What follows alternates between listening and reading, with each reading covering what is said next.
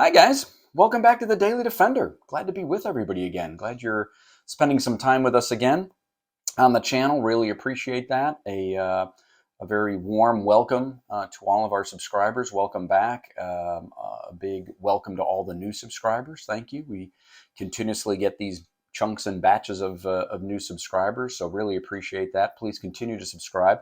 Really appreciate that. Thanks for the comments too. As I've always said on this channel, or try to say every video, the comments are a lot of fun and very enjoyable to interact with people. So really appreciate that. And I'm hoping we're going to get some really good comments on this one today, because this is really very special in my opinion. And it's a firearm that I really love within the Smith & Wesson line.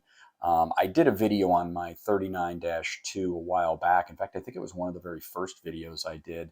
And I've always been enamored with the base model, the 39. And there's a lot to unpack here today. This is going to be a really interesting video.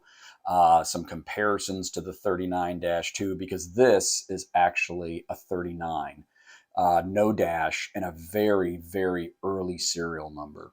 And again, I'll unpack all this for everybody and get the historical side established on what Smith & Wesson was doing with these pistols after World War II, how they migrated through their models and series. And of course, we can't ignore the couple very interesting facts about the Model 39 with the Illinois State Police and the Navy SEALs, and we'll talk about that. But this particular pistol is very interesting for a number of reasons, and you're going to see that in the deep dive. So appreciate you again coming along and spending some time with us. And again, without further ado, this is going to be a lot of fun and exciting to go through this Model 39, early serial number Model 39, and let's get into the deep dive. As I was just mentioning in the intro, this is just going to be a lot of fun to talk about this today. And again, as I stated, there's a lot to unpack here. So this video might be a little longer. You get to hear me chat on a little bit about a lot of different topics, from some historical information to the features of this particular 39, to its age, a comparison to the 39-2, and all of that. For me, it's probably my favorite semi-automatic firearm from Smith & Wesson. This 39 platform. First of all, it's a beautiful gun. It has an enormous amount of historical data to it, or relevance to it. And again, I think I've said it before, I don't think Smith & Wesson maybe gets enough credit these days for what they were doing with the 39 and what it eventually wound up accomplishing, if you think about first gen and then into the second and third gen and other semi-automatic firearms, etc. So this is going to be a very interesting firearm. I think, again, we have to start with our historical side. One, because it's very interesting, but a lot of the features on this firearm are going to need kind of a historical reference. And I'm not going to get into all of the heavy specifications of the firearm. This is a 9mm 4-inch barrel, that kind of thing. I'm not going to get into all the dimensional sides. I actually want to get down and talk to you guys a little bit about certain features that are on this gun that make it a 39, and what make it unique, and what makes it different than the 39-2. So that's what we're going to talk about. The other thing you may have saw in the intro, and I kind of glanced over it, not on purpose, but is the box. This firearm came with an original box. It's very interesting just in the box alone, and we'll get into this after we get into the firearm. Again, all this unpacking that we have to do. You'll notice Smith & Wesson 9mm automatic, and there is no reference to a model number here. And we'll talk about that and explain why I think this is. And that's a good lead in now into our historical side. And I touched on this in the 39-2 video.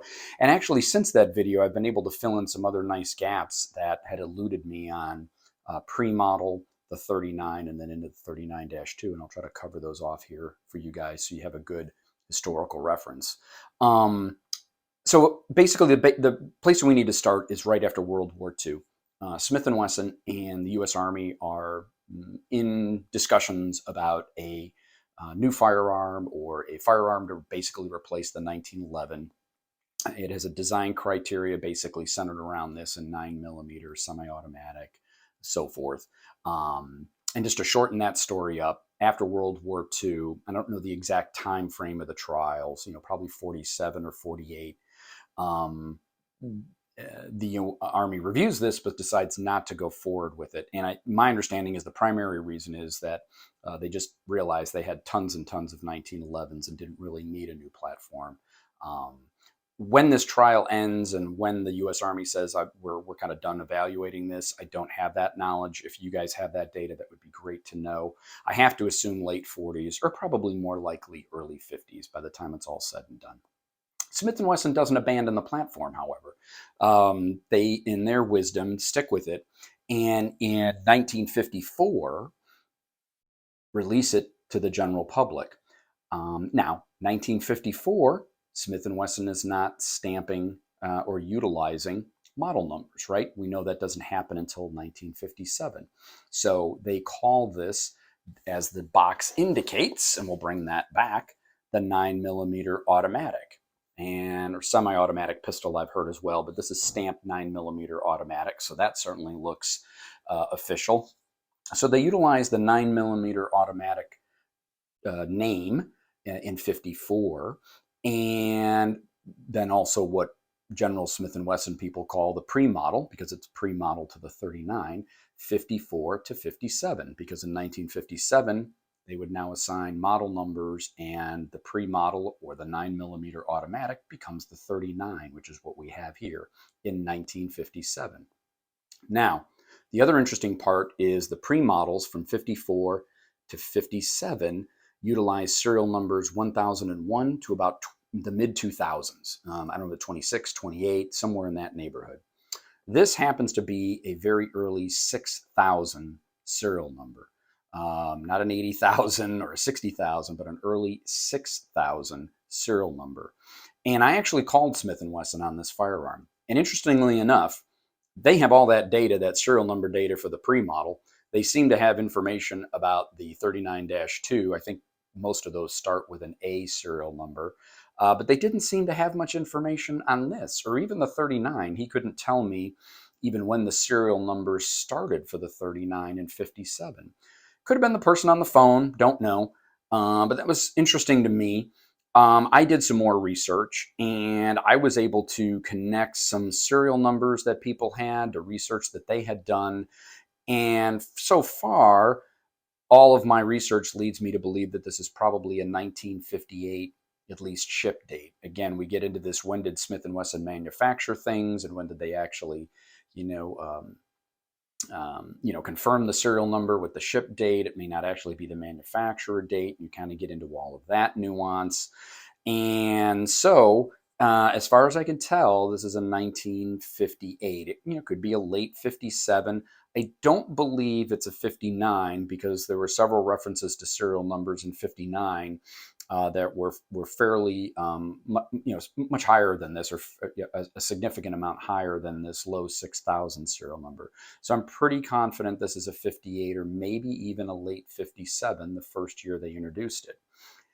I'll point out some other references to why I believe that also to be correct. One is the box, actually. We know that Smith & Wesson always used up all the extra parts before they wouldn't just discard the parts. So this box, if they had leftover boxes like this, even though this was a Model 39 issued in, let's say, late 57 or 58, if they had leftover pre-model boxes, they would have used that. And that certainly seems to be the case here. Now, there's no serial number on this box, but it is the box that came with the firearm, and it certainly seems to match up regarding some other things in here, and I'll show you that. So that's pretty relevant to this, and I think that's what's happened. I think this is we're fortunate, very fortunate, to have a pre-model box, which is cool in of itself. That was then used and assigned to this Model 39, I'm sorry. So that's one significant part that we need to talk about that helps us kind of get our historical side and our timeline to this firearm. The 39-2s don't start until the very early 70s, 70 or 71. So these actually go for a while, right? 57 into the late 60s. We know the 39s were used with the Illinois State Police. We know the really cool history with the Hush Puppies and the Navy SEALs in the late 60s, and how that then led to the double stack Model 59 and some other prototypes and all of that real super cool history, which is one of the reasons I love this firearm. It's just got so much going for it. It just overwhelms me. I just absolutely love it. So let's get into the pistol, because there's a bunch to talk about. And again, it's almost difficult. Where do we start? But probably the best place to start is just our traditional walk around, and I can continue to talk and tell you things about this firearm, which are very unique. So first we'll clear it. It is clear. We've got an 8-round metal magazine, very standard for the 39s. There's nothing, this seems relatively normal to me. The follower was a little interesting. It looks kind of simple and is not the X follower. Again, I'm assuming this was the original magazine with it. It does have the older Smith & Wesson font, if you will, with the and symbol, and it's 9mm stamped in the base plate. That's kind of interesting. I said it was a clear firearm, and it is a clear firearm, but we'll do that so everybody's comfortable. I think, again, the way to start this is just kind of nose to tail and head to toe and all of that. So what we have here, what I believe we have here actually, is probably a pre-model slide. I'm fairly confident this is a 39 frame. This is a steel slide, by the way, on an aluminum frame. They did make, can't remember now, 900 or so steel frames, but the majority of them in the standard was an aluminum frame, which this one is. But I believe this to be a pre-model slide. And the giveaway to that for me is this shorter safety decocker right here. And I'll pull my 39-2 up so you guys can see that as well. This is a clear and safe firearm as well. And hopefully that comes on camera. You can see, I think just the distance here on the camera is making this look physically larger, fatter, but it's really not. But it is longer. You can see the length opposed to the shorter decocker. Definitely an indicator of a very early 39, which we have here, or a pre-model. The other thing that's really cool is this is stamped as well, rolled mark in the slide, obviously with our 4-line Smith & Wesson information here. But again, notice the logo, the old style logo stamped into this slide. Very interesting.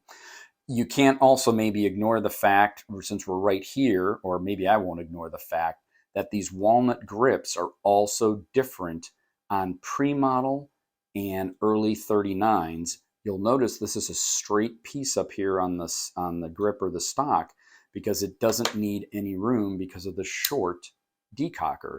If we bring the 39-2 in, you'll notice the wood, the stock, has to be cut down to have the larger decocker work.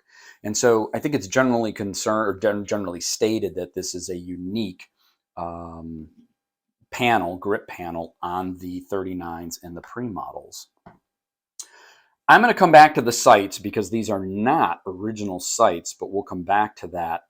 So I'm just going to kind of skip over that.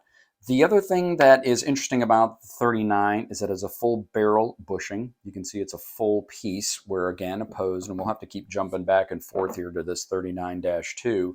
You can see it has, what would you call that, a 3/4 bushing. So not a full, all complete bushing on the 39-2. We'll just leave that off to the right because we're going to be using that quite a bit.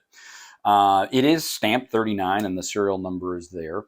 You have a fairly traditional slide stop, slide release, slide lock. I did notice that the pin is considerably longer and larger as it comes through the firearm.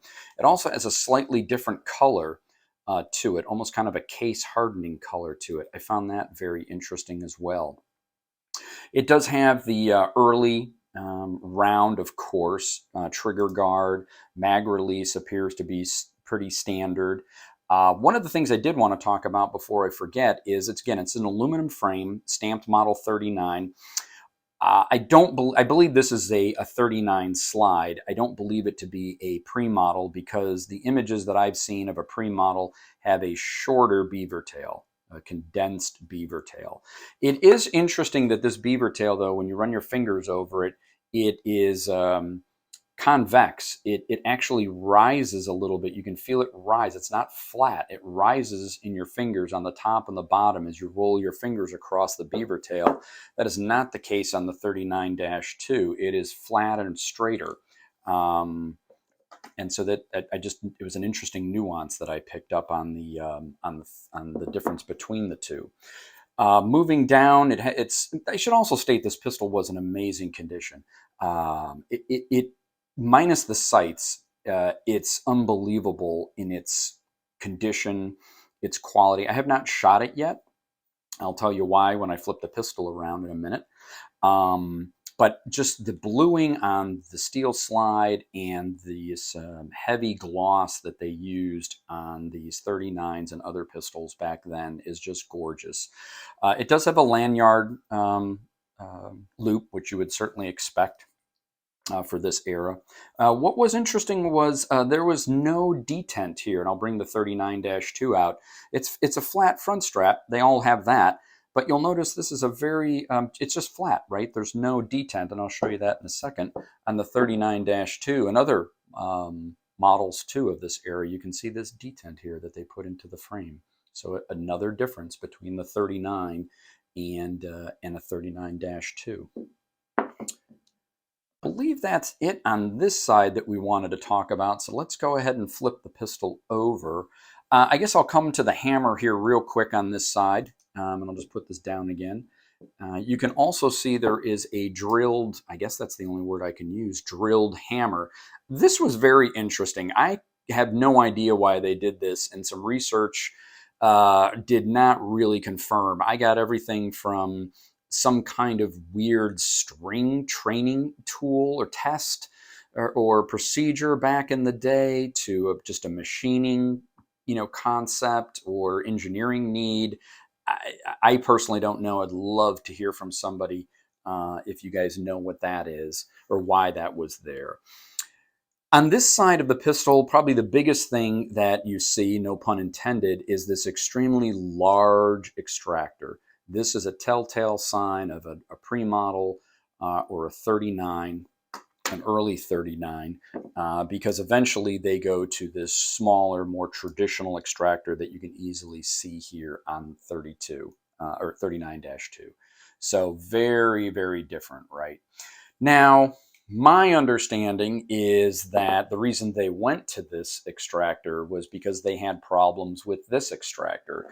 At least historically, that seems to what has been reported, and I think it was generally the Illinois police that reported that issue that they were having. And then we get into just time of history and data and questions. Was that really the case? Was it the fact that they weren't cleaning them? Were they overly dirty? Did they really even have problems with these extractors? That part of history probably has been lost again, unless there's someone here on the channel that's going to give us some really, really great feedback on that. My concern about firing this pistol is, if that's true, I don't really know exactly what the root cause of these extractor failures were, and I've already searched and can't seem to locate any spare large extractors. So I'm rather hesitant to shoot this firearm if we get into an issue with it, and then how do I bring it back to back to spec? But that's still in kind of my exploratory phase on what I'm going to do with this firearm. And obviously, if I can get a hold of a large extractor as a spare, then I'd feel considerably more comfortable shooting the firearm. On this side, minus the 800-pound gorilla in the room, we have a Smith & Wesson trademark stamp, small, noted here. And I should also state that the barrel is stamped 9mm cartridge CTG, which we know as cartridge, opposed to, if I remember correctly, the 39-2 is just stated as 9mm. So a difference there to the stamping on the barrel, which I found interesting. Here again, you have a straight line on the grip panel, and everything else is pretty straightforward on this side of the firearm. So let's get into these sights. So this was the thing that obviously threw me off in the shop. The firearm, the box was amazing to me. The price was actually very, very good. Very good, I thought, for an early model 39. And once again, I'm not completely sure the shop owner maybe really knew what they had, or they did realize that there was an aftermarket sight added to this, and they realized that perhaps, or maybe even most likely, the value and collector interest in this, has been compromised. It didn't really bother me that much, and I'll tell you a little bit about these sites basically on what I know. And we're fortunate because the original owner was kind enough to leave the box, these Millet sights, and so we know exactly what he or she bought. I think there was even a receipt in the box back to the late 70s. So this was not done, at least it seems, was not done at any early stage in the 50s or 60s. This was done later by, I assume, a secondary or tertiary owner trying to get some kind of, or get a target sight on this firearm for whatever purpose they wanted to have. Again, the condition of the firearm on the outside is absolutely exceptional. When I cleaned it, it was pretty dirty, and it had I would say an older grime to it, just a kind of a thicker set-in grime that you could tell someone had shot the pistol a fair amount. I don't know how many boxes you would consider it, 3, 4, something like that, maybe a half a dozen, and then had not cleaned it. Because the grime was maybe over caked is the best word. But of course, it just takes some time and effort, which is also fun, and to clean up the pistol and get it in that regard. But back to these sights. So this person has put on these Millet sights, and from what I can gather, they were also kind enough to leave us the original rear sight, which is fantastic. So we have the original rear sight. I haven't done enough research yet to find out if I could actually put the rear sight back on. That would add to a level of, back to original spec. But then we have dealing with this front sight. And, that's the sight picture, by the way, if you're interested in it. It's a big, wide, white over, sorry, having trouble lining that up on camera, white over orange, which is cool. This part seems very large to me. When I turn it on its side, the sight doesn't seem as big. I guess it depends when you start to look at it. But so I haven't done enough research yet to find out if we could just add or flip-flop the rear sight. I'm sure I'd have a gunsmith do that. But by all stretch, again, we'll go back to the 39-2. This sight that was originally on these firearms was part of the slide. And I have to assume that this person, I don't believe this is any kind of cap or placement. So I also look on the slide itself. I have a feeling that that original front sight was taken off, ground down, smoothed out, and there are 2 holes tapped in this slide. And I have to assume that that is how they did this sight. But my research isn't complete on this. If someone has more information on these Millet sights and on and off, I would love to hear that. That would be very, very helpful information. So that was the sight part of this determination on what do we do with this when we're looking at it in the shop. Again, I came to the conclusion that coming across a low serial number 39, almost a pre-model, if you will, with all of these really neat features with the original box or even a pre-model box outweighed what someone had done with these rear sights.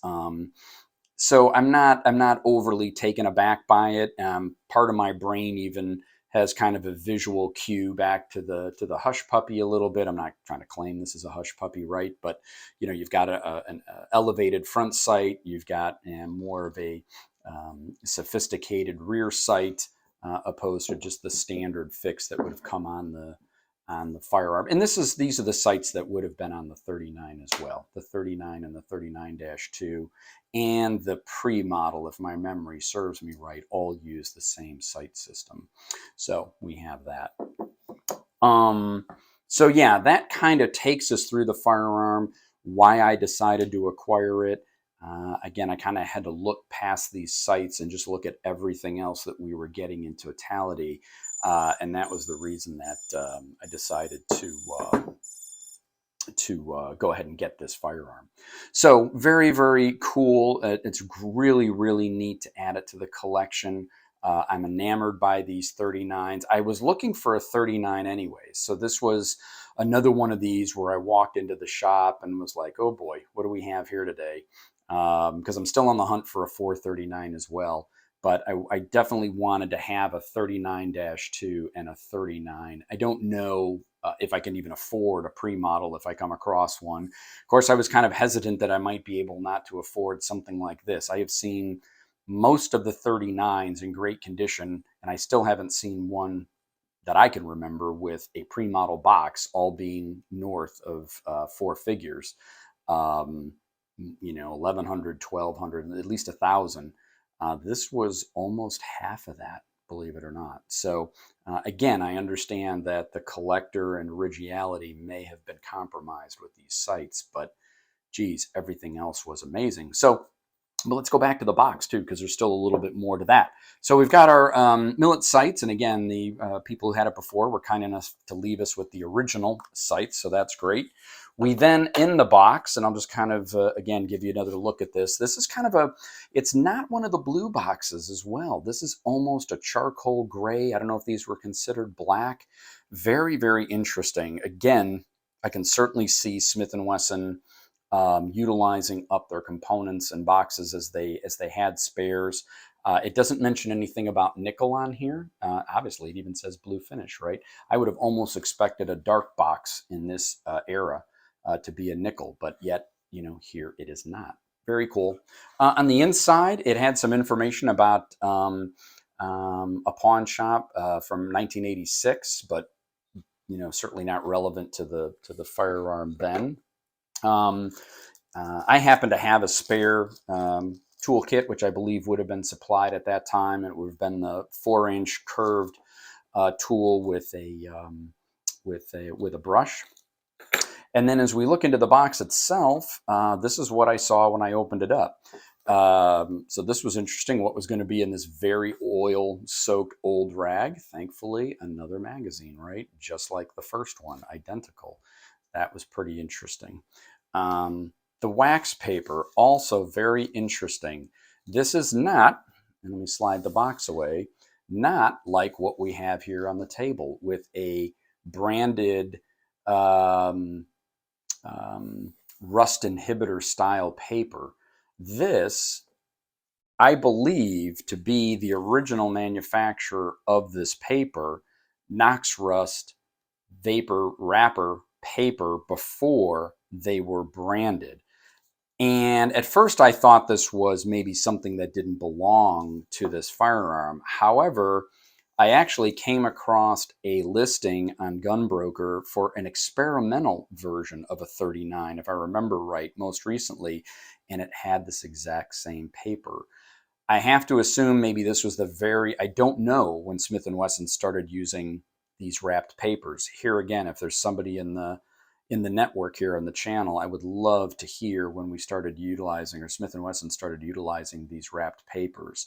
But this, I can only speculate that this was something that was used very, very early on, maybe before they had actually gotten, their branding on this rust inhibitor paper. So again, very, very cool, I thought. But in the shop, looking at it, first time I had ever seen it, it threw me like, okay, what is this? Just some, aftermarket piece of whatever. But again, it's age and it's crinkle.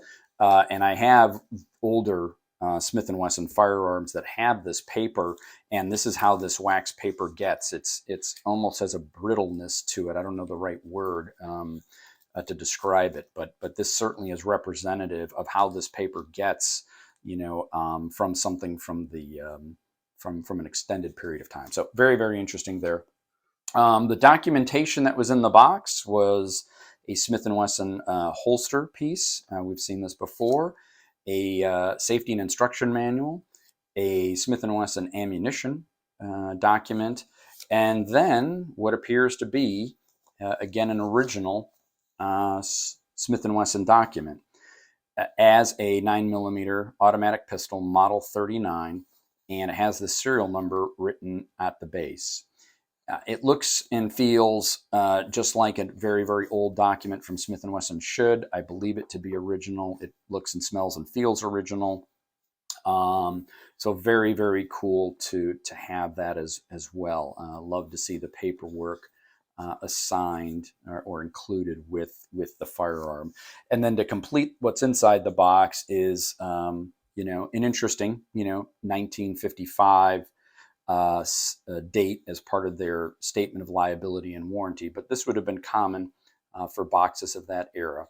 And then it's a fairly traditional box beyond that. The base is more blue, by the way. You may be picking that up on camera. The base is more blue, opposed to it's darker than the camera's giving it a little bit more bright blue than it really is in person. It's a darker, almost gray blue, not that bright blue that's coming up on camera. But again, the lid to the top, or the top of the box, is definitely a gray color. So very, very interesting. It was really, really neat just to kind of walk into this shop, which I've been in before. I have bought several older Smith & Wesson semi-automatics from them.